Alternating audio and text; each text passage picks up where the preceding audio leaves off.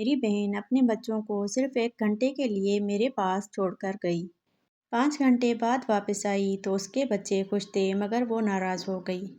میری بہن مجھ سے بڑی ہے اور سچ کہوں تو میں نے ہمیشہ اس کا ساتھ دیا ہے۔ بچوں کو اسکول سے لے آنا ہو، اسپتال جانا ہو، اچانک کوئی کام نکل آئے، میں موجود ہوتا ہوں۔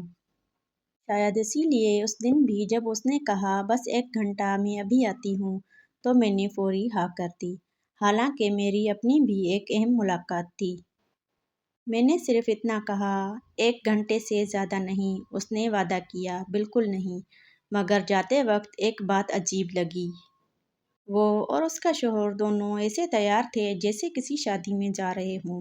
میں نے پھر بھی کچھ نہیں پوچھا۔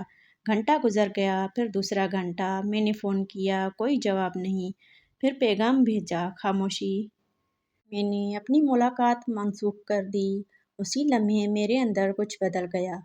میں نے بچوں کی نگرانی کرنا بند نہیں کی، مگر ان کے والدین کی ذمہ داری اٹھانا بند کر دی۔ 12 سالہ بھانجا فلم دیکھنا چاہتا تھا، میں نے کہا دیکھ لو۔ دوسرا گیم کھیلنا چاہتا تھا، کھیل لو۔ چھوٹا والا دیوار پر رنگ بھرنے لگا، میں نے صرف اتنا دیکھا، رنگ خود پر نہ گرائے۔ بس، کیونکہ میں بیبی سٹر نہیں تھا، میں ایک دھوکے کھایا ہوا آدمی تھا جسے 1 گھنٹے کے نام پر پوری رات سونپ دیے گئے تھے۔ رات 1 بجے دروازہ کھلا، میری بہن اندر آئی، خوش، ہنستی ہوئی۔ بالکل ایسے جیسے کچھ ہوا ہی نہ ہو۔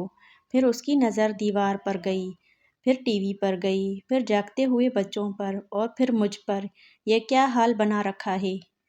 میں نے پرس اٹھایا، جیکٹ پہنی اور پہلی بار بہت سکون سے جواب دیا، سب زندہ ہیں نا؟ وہ غصے سے لال ہو گئی۔ تم ذمہ دار ہو۔ میں دروازے کی طرف بڑھ گیا۔ نہیں، میں 1 گھنٹے کے لیے ذمہ دار تھا، باقی 4 گھنٹے تم تھی۔ اگلے دن خاندان کے کئی فون آئے، کسی کو دیوار کی فکر تھی، کسی کو اسکرین ٹائم کی، کسی کو بچوں کے سونے کے وقت کی۔ عجیب بات یہ تھی، کسی نے یہ نہیں پوچھا کہ 5 گھنٹے کے بعد آنے والوں کی ذمہ داری کہاں گئی۔ قسم سے، بعض اوقات مسئلہ یہ نہیں ہوتا کہ لوگ آپ سے مدد مانگتے ہیں، مسئلہ یہ ہوتا ہے کہ وہ آپ کی محبت کو اپنا حق سمجھ لیتے ہیں، اور جب آپ حد کھینچتے ہیں تو انہیں آپ ظالم لگنے لگتے ہیں۔ اس رات بچوں نے شاید اپنی زندگی کی سب سے مزے کی شام گزاری تھی، اور میں نے اپنی زندگی کا ایک اہم سبق سیکھ لیا تھا۔ جو لوگ آپ کے وقت کی قدر نہیں کرتے، وہ آہستہ آہستہ آپ کی زندگی کی بھی قدر کرنا چھوڑ دیتے ہیں۔